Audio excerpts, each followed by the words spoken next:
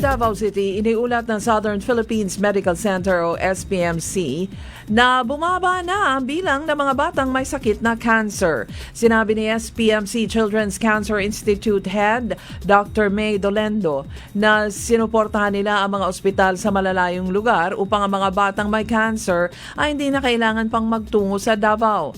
Ang mga capacitated hospital na ito sa Tagum at Cagayan de Oro City. Susunod na ang iba pang mga lugar sa Mindanao. Sa tabi na Zamboanga del Sur, nanawagan ng Philippine Coast Guard sa lahat ng mga nakatira sa baybayin ng lungsod na bantayan ng mabuti ang kanilang mga anak. Kasunod ito ng maagap na pagresponde ng Coast Guard sa isang taong gulang na bata na nalunod sa barangay poblasyon. Agad na ginamitan ng CPR o cardiopulmonary resuscitation sa walang malay na bata, kaya't ito ay nailigtas. Sa Zamboanga City, masaya ang mga nanay at magulang sa Barangay Baluno.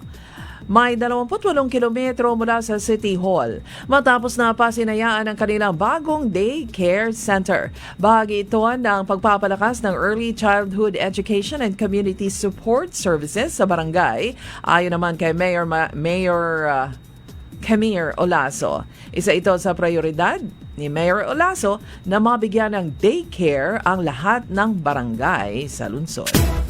Sa Davao City, maraming mga senior citizen ang nagsumite na ng kanilang application sa Social Welfare Office upang magtrabaho sa fast food chain. Sa pagsasabing, kaya pa namin, nagtungo ang mga senior sa City Hall, dala ang kanilang application at ang Fit to Work Certificate mula sa City Health Office.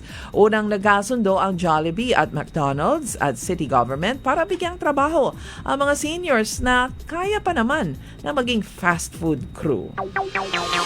Tigo Mindanao.